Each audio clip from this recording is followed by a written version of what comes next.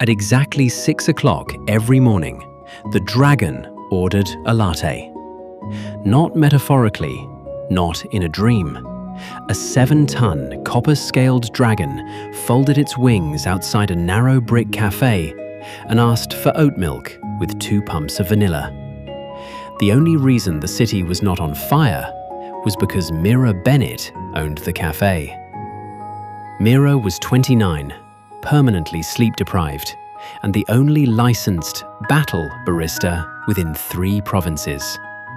She had opened Ember and Steam 3 years ago with a loan, a temper, and a coffee machine rumored to be older than the city itself. And this morning, the dragon was late. That was the first problem. The second problem arrived when the sun flickered. Just once, like someone dimmed the world for a moment and brought it back. The regulars felt it. The mage with the newspaper looked up. The courier froze mid-sip. Mira set down a porcelain cup very slowly. Dragons did not miss their slots. At 6:05, the sky split with a crack of thunder, and the dragon landed hard enough to rattle every spoon in the shop.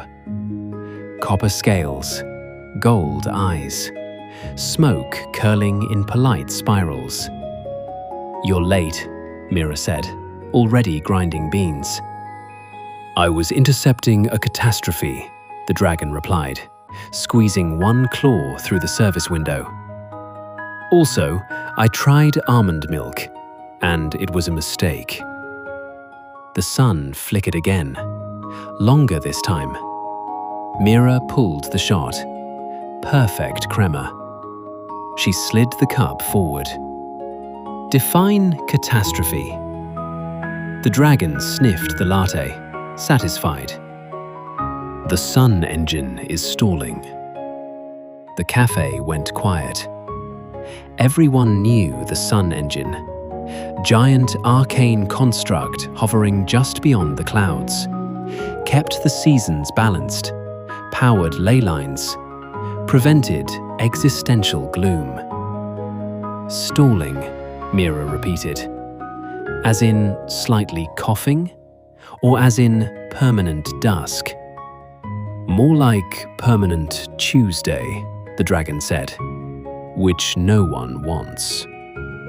The sun dimmed a third time. Windows frosted over despite it being midsummer. Mira did not panic. She reached under the counter and pulled out a small iron key. "Hold the shop," she told the mage. "You're going up there?" the courier asked. Mira was already tightening her apron. "He can't operate levers with claws." The dragon finished the latte in one impossible gulp. "Climb on." They punched through cloud cover in seconds. The sun engine loomed ahead. A cathedral of spinning rings and floating sigils, coughing sparks into the void. One ring had stopped. "That ring regulates morning," the dragon said. "No pressure." Mira squinted. "It's jammed." "By what?" "Coffee grounds," she said. The dragon blinked. "Explain." "Last week, the council banned magical waste disposal. Grounds are being dumped into the lower ley vents. The engine runs on those currents." Below them, another flicker. A darker one. Mira crawled along a rotating beam, apron fluttering like a battle flag. She wedged the iron key into a maintenance hatch and kicked it open. Inside, the vent churned with compressed espresso sludge. Glittering, aromatic, catastrophically thick. "Of course it's clogged," she muttered. She reached into her apron and pulled out a small tin. Emergency cinnamon. She dumped it into the vent. The sludge reacted instantly. The grounds foamed, aerated, expanded. The clog loosened with a resonant pop. The stalled ring shuddered, then began to turn. Light surged outward. Clouds burned gold. Frost evaporated mid-air. The sun engine roared back to life, not with fire, but with warmth. Mira scrambled back to the dragon as the final ring locked into place.